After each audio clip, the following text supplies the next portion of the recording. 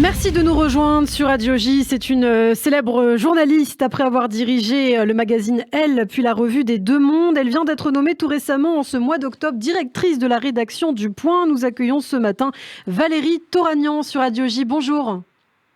Bonjour. Merci beaucoup d'être avec nous si tôt ce matin, d'avoir accepté notre invitation. Intéressant d'entendre votre point de vue, en effet, sur les ondes de Radio J, puisque vous publiez régulièrement des éditos dans la revue des Deux Mondes. Notamment, on va parler bien sûr de la situation en Arménie, puisque vous y étiez tout récemment, Valérie. Mais d'abord, sur l'actualité en France, il y a un de vos articles qui a attiré mon attention, c'est sur l'affaire Lola. Donc, on le rappelle, cette petite fille de 12 ans qui, il y a quelques jours, à l'est de Paris, a été torturée, assassinée par une femme qui était pourtant sous le coup d'une obligation de quitter le territoire français, une OQTF comme on dit. Mais plus loin, vous écrivez notamment, plus loin que ce débat sur la responsabilité de l'État et de la menace islamiste, vous écrivez: un des aspects de l'assassinat de Lola a moins retenu l'attention et pourtant il interroge un des débats sociétaux les plus agités de ces dernières années, c'est la question du genre. Le monstre est une femme, pas un homme. Alors pourquoi ce sujet-là, pourquoi le fait que l'assassin de Lola soit une femme dérange selon vous ? Ça dérange parce que la question de la violence des femmes est un angle mort, et elle est un angle mort notamment dans le discours des féministes et particulièrement des néo-féministes. Vous savez qu'en fait, le système veut que la femme soit éternellement, le système de ces néo-féministes, de ce discours féministe-là, qui n'est pas le mien, bien que je sois absolument féministe, c'est que la femme est par essence une victime, que l'homme est par essence un prédateur, que donc le système et la société tout entière doit être en lutte contre le mal qui ne peut par essence qu'être un bourreau. Or, on voit que les choses sont beaucoup plus complexes que ça, que la question de la violence des femmes existe, que c'est une réalité dans la vie, dans la délinquance et dans les chiffres des tribunaux, mais c'est idéologiquement là que cette question m'intéresse, parce que elle montre les contradictions de ce système. Vous comprenez, si on est éternellement une victime, comment expliquer ce passage à l'acte? Comment expliquer cette barbarie? Comment expliquer cette horreur?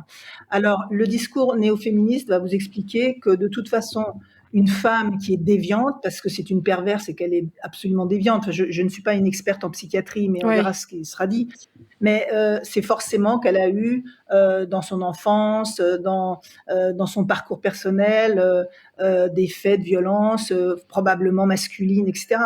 Mais le problème, c'est que les excuses qu'elle trouve éternellement aux femmes, elle les trouve jamais aux hommes, et que les discours, y compris sur le social et sur la question de la psychologie, de la psychiatrie, n'existent pas du tout. C'est-à-dire qu'elles prennent le bloc masculin, elles disent il y a une essence de violence patriarcale et le plus souvent, ajoute-t-elle, blanche et hétérosexuelle.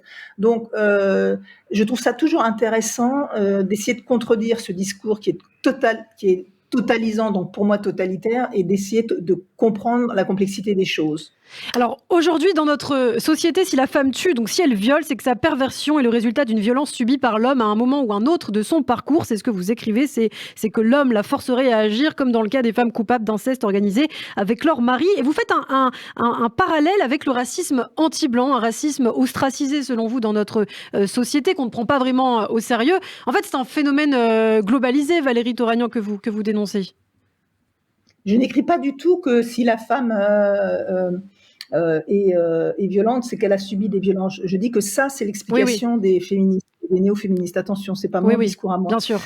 Oui, je dis qu'il y a des catégories comme ça qui sont de toute façon des catégories intouchables dans le discours actuel, et d'autres qui sont des catégories forcément coupables dans le discours actuel. Et je pense que cette classification essentialisante est totalement intellectuellement d'abord insatisfaisante, et en plus, elle ne nous aide pas à comprendre la complexité des choses. Il y a du racisme aussi chez les personnes racisées, comme on dit aujourd'hui, sauf que c'est interdit de le dire, et qu'il y a tout un développement. Si vous commencez à parler de racisme, ou si vous commencez à parler de traite négrière à l'époque de l'Empire ottoman ou chez les Arabes, on vous dit immédiatement que vous avez un discours raciste. Je pense qu'il faut arrêter cette vision binaire systématique, et commencer à comprendre la complexité des choses. On ne peut pas avancer dans une société si on ne rend pas les choses plus complexes.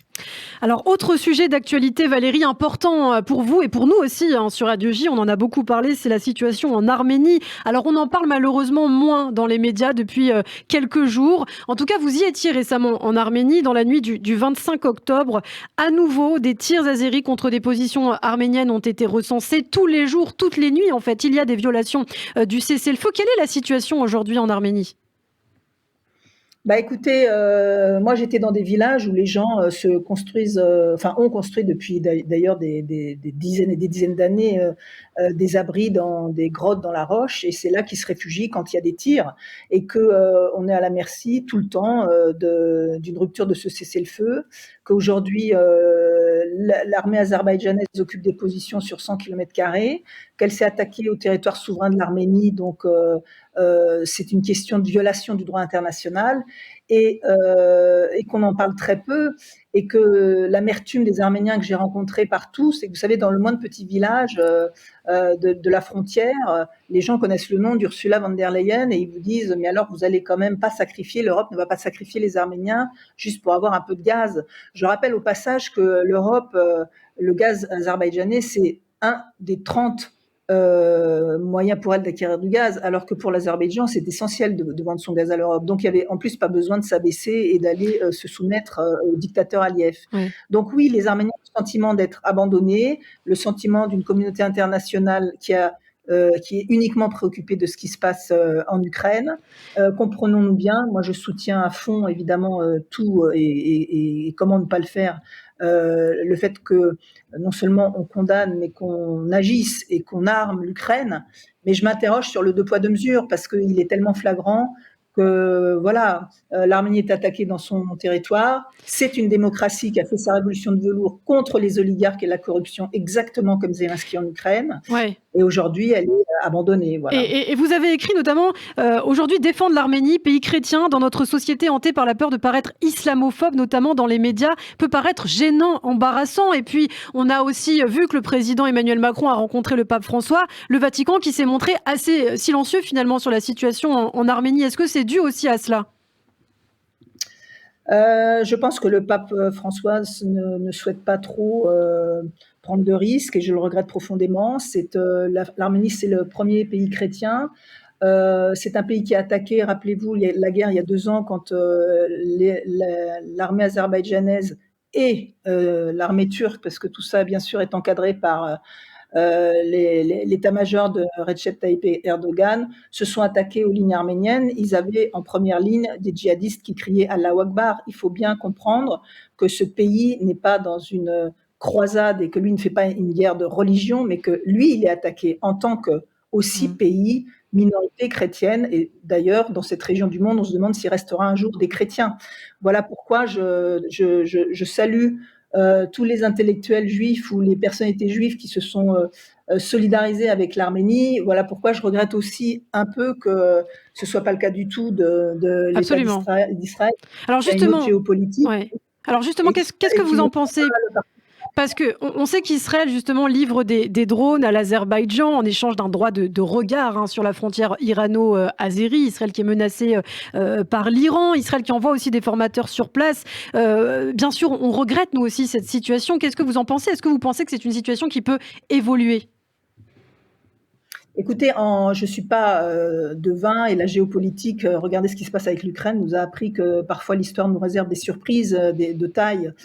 Je pense qu'il y a quand même un continuum de la politique étrangère d'Israël par rapport à cette question, et je le regrette profondément parce que qu'est-ce qui ressemble plus aujourd'hui à cette petite Arménie encerclée d'ennemis qui sont en plus tous plus ou moins, enfin en tout cas en ce qui concerne la Turquie et l'Azerbaïdjan, obsédés par une unité turque et islamiste qui irait du Bosphore jusqu'à l'Asie centrale, qu'on est un petit pays encerclé et qui demande juste à pouvoir s'épanouir économiquement, et qu'on lui foute la paix et qu'on arrête de toujours remettre en question ses frontières, de l'attaquer et de faire des morts et des morts et des morts, et que ça fait des dizaines et des dizaines d'années que ça dure depuis le génocide de 1915.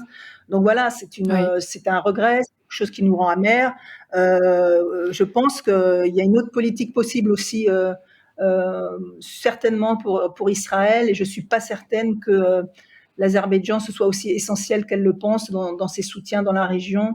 Et je crois que tout ça, enfin que l'Arménie en tout cas, qui a tellement besoin de soutien aujourd'hui, serait heureuse de pouvoir lier Absolument. des relations un peu plus proches avec Israël, parce que ce sont deux pays qui ont énormément de choses en commun, et je ne parle pas seulement de ce passé lié au génocide. Ce sont des pays et des peuples martyrs, et qui aujourd'hui se battent pour leur survie. Voilà. Donc je pense qu'il faudrait qu'Israël prête un peu plus d'attention à l'Arménie, oui, et que l'Arménie serait très heureuse de recevoir ce soutien. Et on l'espère en tout cas. Alors un mot aussi des relations entre la Russie et l'Arménie. Les autorités arméniennes ont interdit à la rédactrice en chef de la chaîne RT et Sputnik, Margarita Simonian, d'entrer dans le pays. Elle l'a rapporté notamment sur sa chaîne Telegram. Alors qu'est-ce que cette exclusion signifie dans les relations entre Moscou et Yerevan ?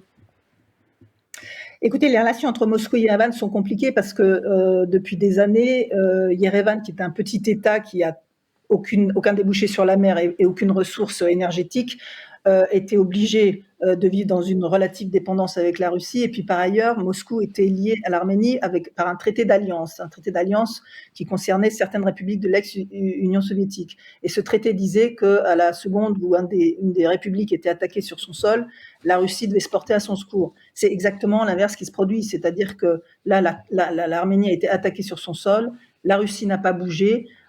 Comme le dit le Premier ministre Nicole Pachinian, c'est pas moi qui me retire de l'Alliance, c'est de fait la Russie qui se retire de l'Alliance. Je crois qu'on est à un moment géopolitique important, et l'Arménie aujourd'hui, elle cherche des recours et des alliances partout où c'est possible. Elle les cherche d'abord en France, d'abord en Europe, d'abord vers les États-Unis, parce qu'aujourd'hui, ça pourrait être des partenaires qui envisagent différemment ce qui se passe, et la faiblesse de Poutine doit nous faire tous réfléchir. C'est-à-dire, bon, attention, il ne faut pas l'évacuer, il est encore là, et peut-être pour très longtemps. Mais enfin, des choses sont en train de bouger dans cette région du monde, du Caucase, et il y a des nouvelles opportunités, et c'est sûr qu'aujourd'hui, comme je dis, la Russie soutient l'Arménie comme la corde soutient le pendu, et que c'est fini, et que les Arméniens ont compris que, hélas pour eux, hélas pour eux, ça leur fait encore moins de soutien, mais de toute façon, ça fait belle lurette qu'ils ne comptent plus sur les Russes. Donc, ils sont encore plus isolés. Eh bien, merci beaucoup Valérie Toragnan, en tout cas d'avoir été avec nous sur Radio J. On n'aura pas le temps de développer malheureusement, mais bien sûr, on continue, nous, sur Radio J, à parler de l'Arménie. Et on vous retrouvera, j'en suis sûre, très bientôt sur cette antenne. À bientôt. Radio J, le 6-9.